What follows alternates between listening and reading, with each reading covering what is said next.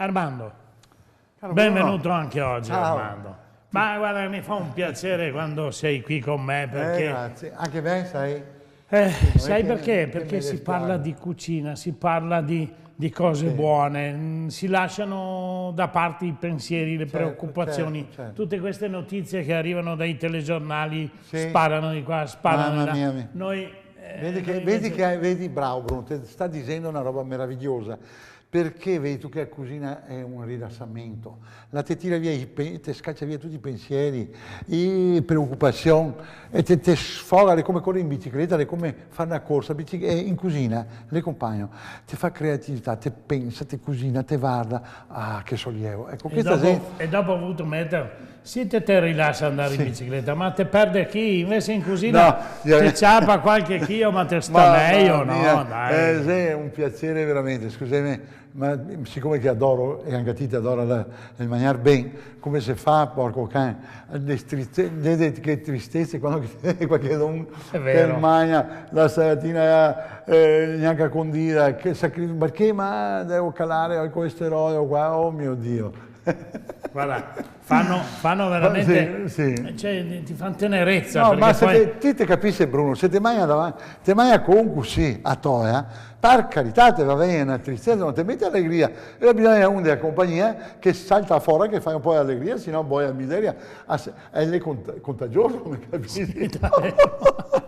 Ma noi dovremmo essere contagiosi in maniera diversa. Non vuoi essere E contagioso. oggi cosa sei che E prepari? oggi daremo ai nostri amici che ci ascoltano e grazie perché seguite sempre bene questa trasmissione, questa radio di Conegliano, e vi darò la rana pescatrice in casseruola con le patate, praticamente una coda di rospo in teccia con le patate. Si fa in teccia perché la si cucina la resta morbida, tenera, piacevole e non resta dura.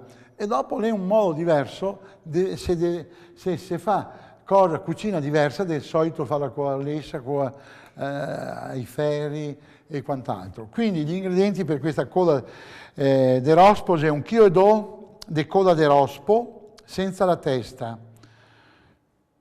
4 cucciari di salsa di pomodoro, 2 cucciari di prezzemolo, aglio, una cipolla, 2 foglie di aloro, 6 cucchiai di olio extravergine d'oliva, 200-300 grammi circa di patate, farina di frumento 00 e un calice di vin bianco secco, sal e pepe. Adesso dovrei venire anche, eccola là, la ricetta. Ah, ecco gli ingredienti. Rana pescatrice in casseruola con patate. Con patate. Ecco, la preparazione, se pulisce la coda del rospo dalla pelle, se la apre a libro e si attaglia a grossi dadi.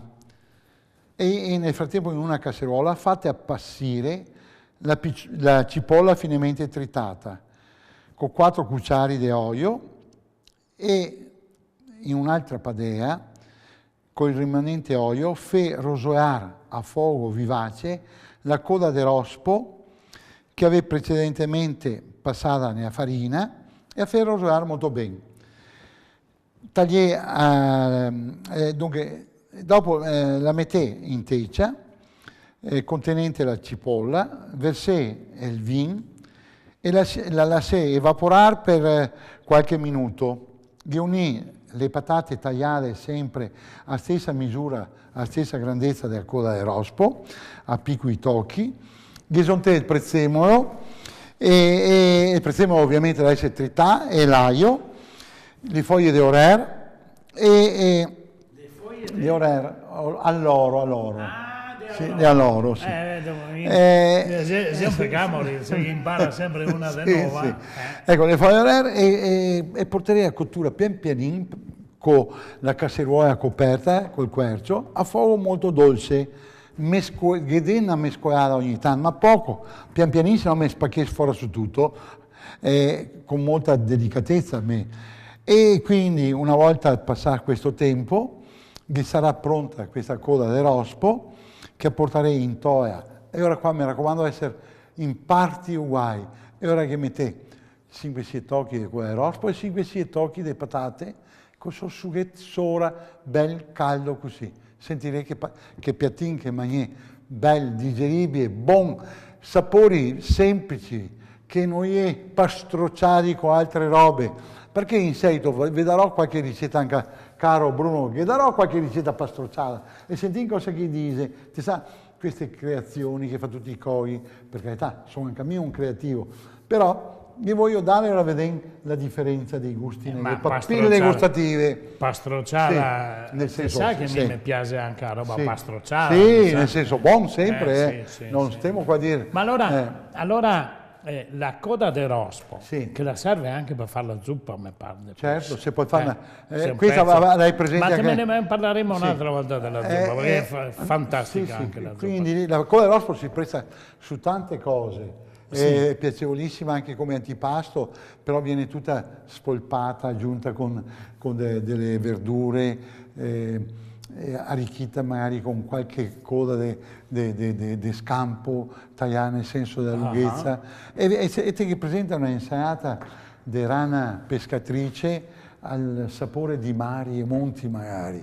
Pensati che roba che può venire fuori. Ecco, la rana pescatrice si sa più elegante, coda del rospo la mi pare una roba, ma allora, invece... Allora si dà questa eleganza, che il piatto è già in sé molto elegante nel mangiare perché è molto delicato, si dà anche un nome delicato, non capisci? Sì, capisco. Questo è bello.